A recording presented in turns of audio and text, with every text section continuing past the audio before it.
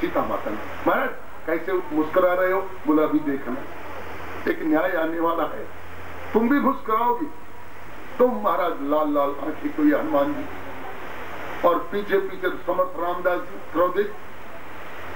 महाराज हनुमान को समझा लीजिए, मैं जानता हूं आपसे आपका बड़ा प्रेमी है, लेकिन इस तरह से कथा में विक्षेप करना ठीक नहीं। हनुमान क्या बात है? महाराज इनको कह दीजिए, जहां रामायण होती है वहां मैं होता हूं, तो कथा वही कहे जो कथा में सत्य हो।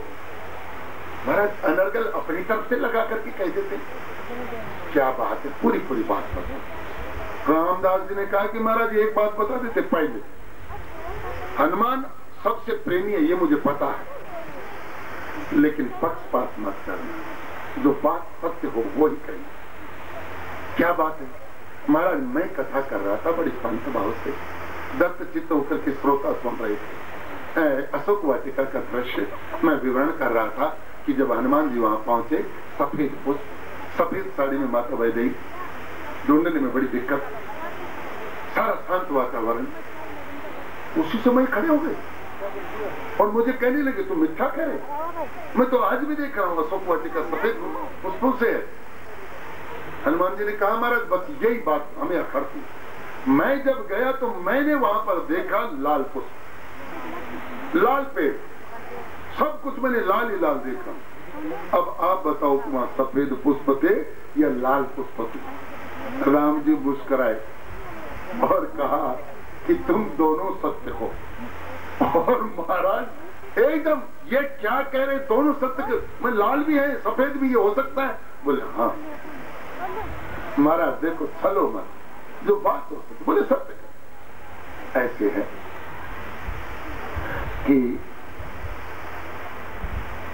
तू जब लंका में गया उस समय तेरी प्रथम मुलाकात विभीषण से हुई। बोले हाँ। विभीषण को किस परिस्थिति में देखा? बोलो महाराज तूने स्वयं कहा है ना, 32 दांतों के अंदर जैसे जीभ रहती है ऐसे विभीषण रहते हैं। बोले हाँ महाराज। ये दृश्य देख करके विभीषण ने जब अपनी व्यथा सुनाई कि भैया मैं तो क्या बताऊं, बड़ा दुखी हूं, ठीक से भगवान का भजन नहीं कर पाता, राक्षस लोग प्रताड़ित करते हैं। जैसे जैसे उसने अपनी व्यथा सुनाई तैसे तैसे तेरे शरीर में आवेश आता गया, क्रोधित हो गया तू, तेरी आंखों में रक्त छा गया। मैं अभी रावण को मार दूं, भगवान का आदेश नहीं। अभी ने राक्षसों को, लंका को डुबो दूं समुद्र में, भगवान का आदेश नहीं। तेरा एकदम रक्त छा गया आंखों में।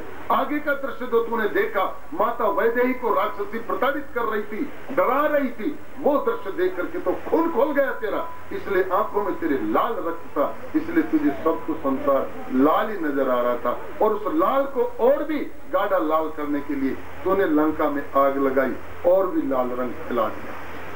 लेकिन ये जब कथा करते हैं शांत भाव से, शिष्ट भाव से, इनमें क्रोध नहीं, प्रेम है, स्नेह है, सौहार्द है, इसलिए इन्हें सब शांति सूचक शब्द दिखते हैं, शांति सूचक वातावरण दिखता है, इसलिए वो सफेद ही दिखते हैं। दोनों ने पैर पकड़ लिए महाराज, न वहां सफेद है न वहां लाल है, वहां तो वो है जो आप कहते। बोलिए वृंदावन बिहारी लाल की। अब बताओ ऐसी कथा को रोकने का दिल चाहेगा, लेकिन क्या करें? इसलिए 1 घंटे का विश्राम, उसके बाद में यही मिलते हैं गुरु महाराज के आदेश से वाणी को विराम। हरे कृष्णा।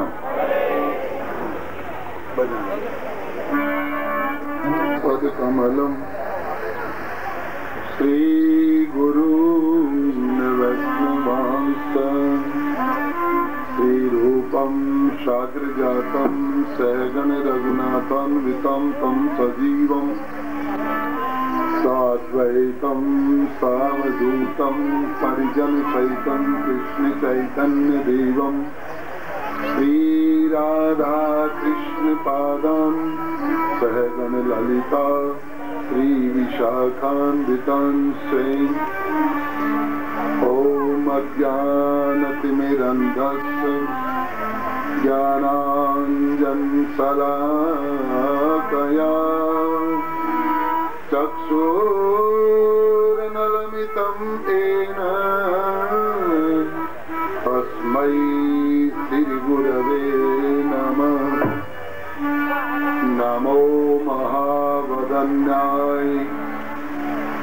कृष्ण प्रेम प्रदायते कृष्णाय कृष्ण चैतन्य नामने गोरत्वते नमः। हे कृष्ण करुणा सिंधु दीनबंधो जगत्पते गोपेश गोपिकाकांत राधाकांत नमस्तुते। तप्त कांचन गौरांगी राधे वृंदावनेश्वरी वृषभानुसुते देवी प्रणमामि हरिप्रिय। वाञ्छा कल्पतरुभ्यश्च कृपा सिन्धुभ्येव च पतितानां पावनेभ्यो वैष्णवेभ्यो नमो नमः।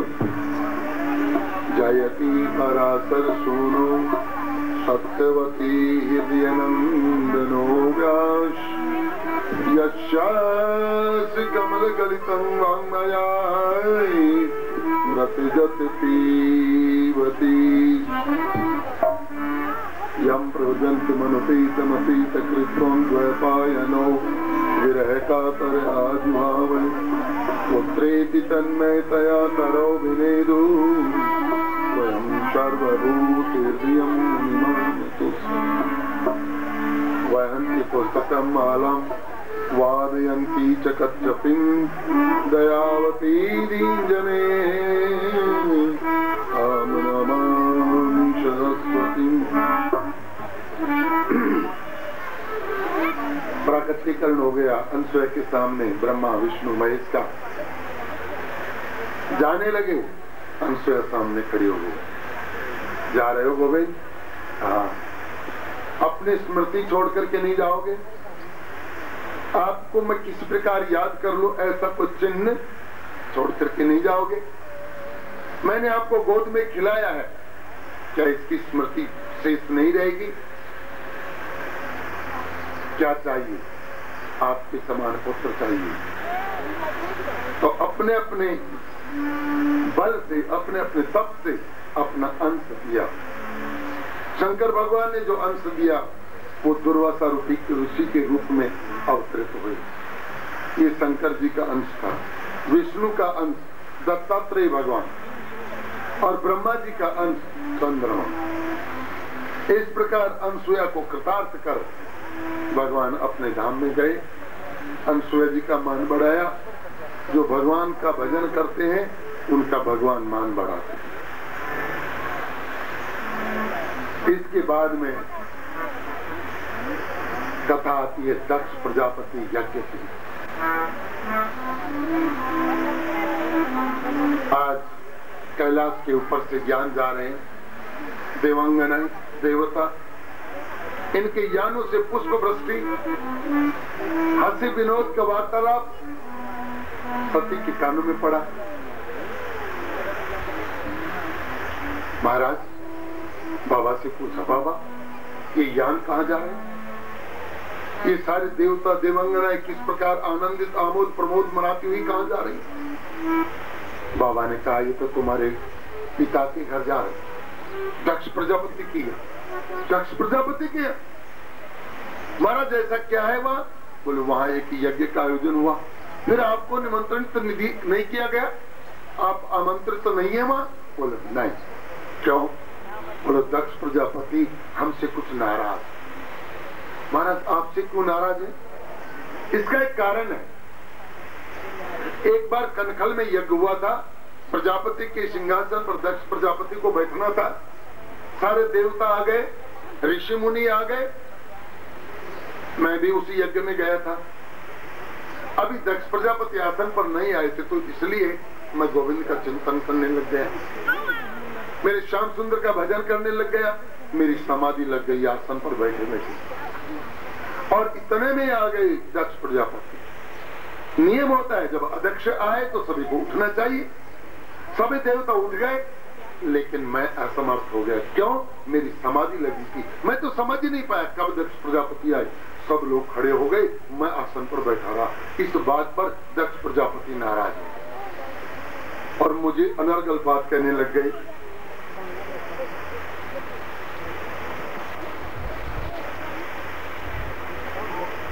मैं तो चुप रहा। दक्ष प्रजापति बार बार कह रहे ये शमशानों में रहने वाला है, भूत पिशाचों के संग बैठने वाला है, इसलिए इसको अक्ल नहीं, बुद्धि नहीं, सभ्य समाज में कैसे बैठे जाता है, कैसे उठा जाता है, इसको ज्ञान नहीं।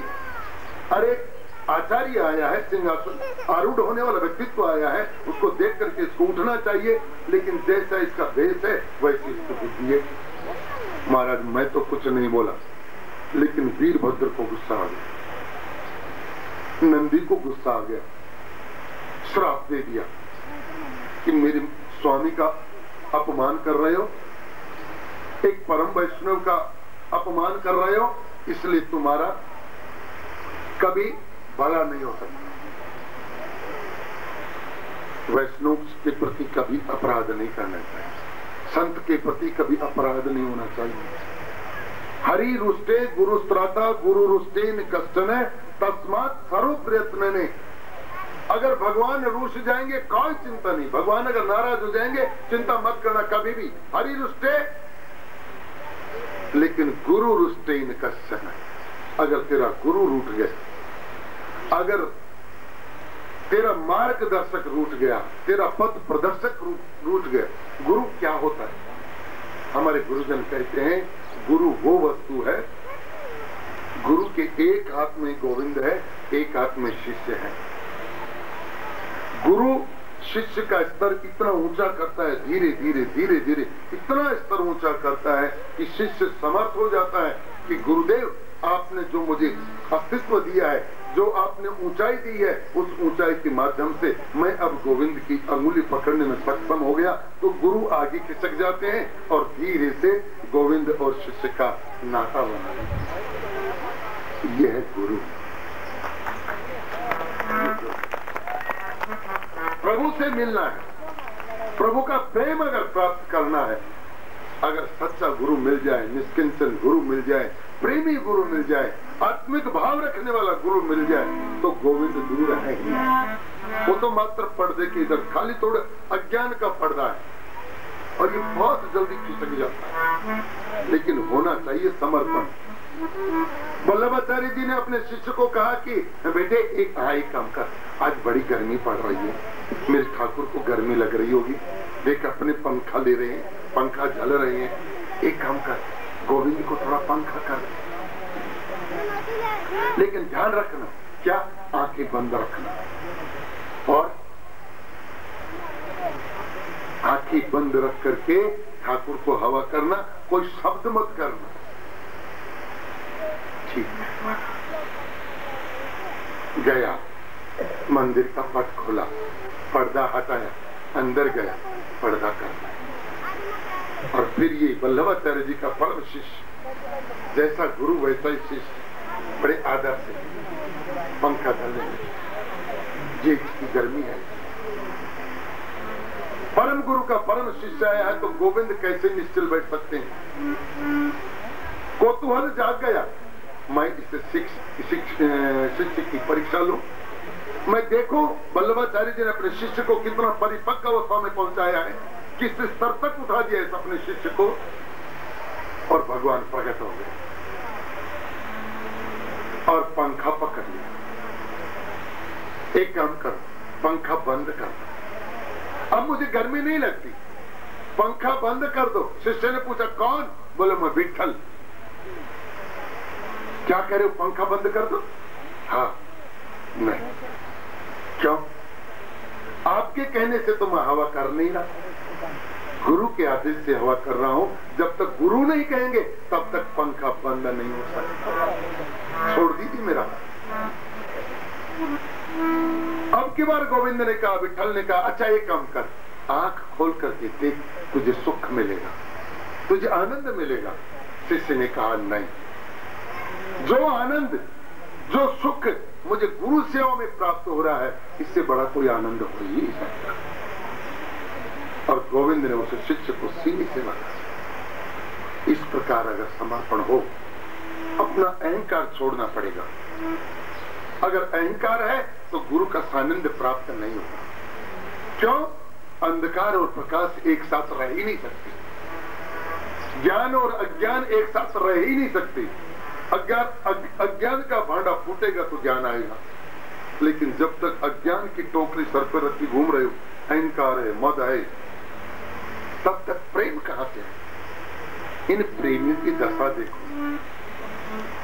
गोपियां कहती हैं, कन्हैया से कह देना उद्धव कि तेरा जाना हमें कोई कष्टकर नहीं, तू चला गया कोई बात नहीं, तू सुखी रहे, चाहे वृंदावन में रहे, चाहे मथुरा में रहे, चाहे तू द्वारका में रहे, तेरे सुख में हमें सुख है, हम दुखी नहीं है।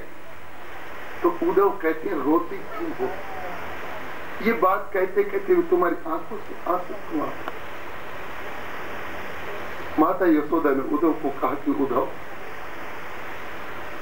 तू अभी मथुरा जा रहा है ना? हाँ, मेरा एक काम करना। क्या? अंदर गई और एक दही की हांडी लेकर के आई, थोड़ा सा मक्खन लेकर के आई और एक मोर पंख लेकर के आई और गोविंद की बंसी लेकर के आई, एक कपड़े में बांध और उद्धव के हाथ में, उद्धव एक काम करना, पहले तो ये मोर पंख उसको दे देना, उसके बाद ये बंसी उसको पकड़ा देना और उसको कहना, हमसे अगर कोई अपराध हो गया हो, तेरी सेवा में अगर कोई कमी रह गई हो तो हम क्षमा कर। ये मोर पंख और ये बांसुरी इसलिए भेज रहे हैं कि जब इसको देखते हैं तो तेरा स्मरण आता है, तेरी चिंता, और हम रोते। वो कैसा दयालु सा बंसुरी बजा करके हमें आनंद के सागर में डुबो दिया करता था। और उद्धव, कन्या को मक्खन बड़ा प्रिय है,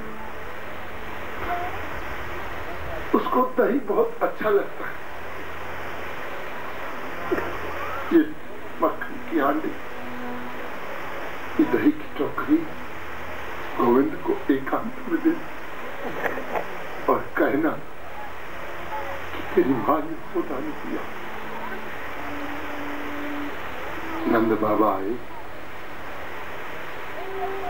और उद्धव से कहा कि उद्धव, श्याम सुंदर को मेरा एक समाचार देना, उससे कहना कि तेरे राज दरबार में अगर कोई ऐसी नौकरी हो जिसको हम ब्रजवासी कर लें, उस नौकरी पर हमें रख ले, पैसे के लिए नहीं, जीवन यापन के लिए नहीं, तो बस खाली उसको देखते रहे, मात्र उसको देखने की अभिलाषा है। उद्धव, हमारी इतनी सिफारिश कर देना, किसी प्रकार से गोविंद के पास हमें पहुंचा देना।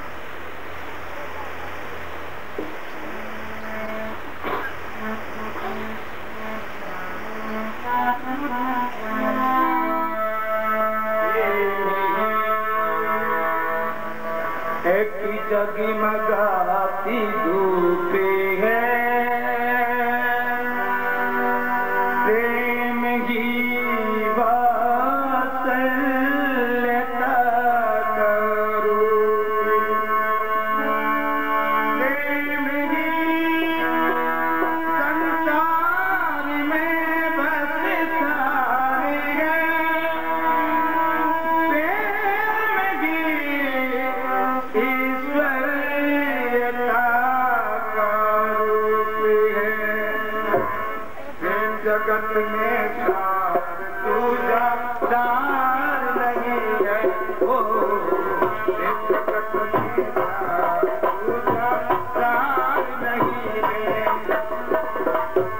जगत में सार दूजा सार नहीं है, प्रेम जगत में सार दूजा सार नहीं है, दूजा सार नहीं है, दूजा सार नहीं है, दूजा सार नहीं है, प्रेम जगत में सार दूजा सार नहीं है,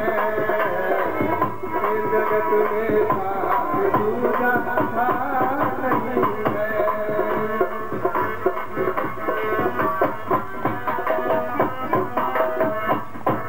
कहा घनश्याम ने ऊँटों से वृंदावन जरा जाना, वहाँ की गोपियों का ज्ञान का कुछ समझाना, विरह की वेदना में वे सदा बेचैन रहती हैं, तड़प कर आह भर कर और रो रो के कहती हैं, प्रेम जगत में सार दूजा सार नहीं है,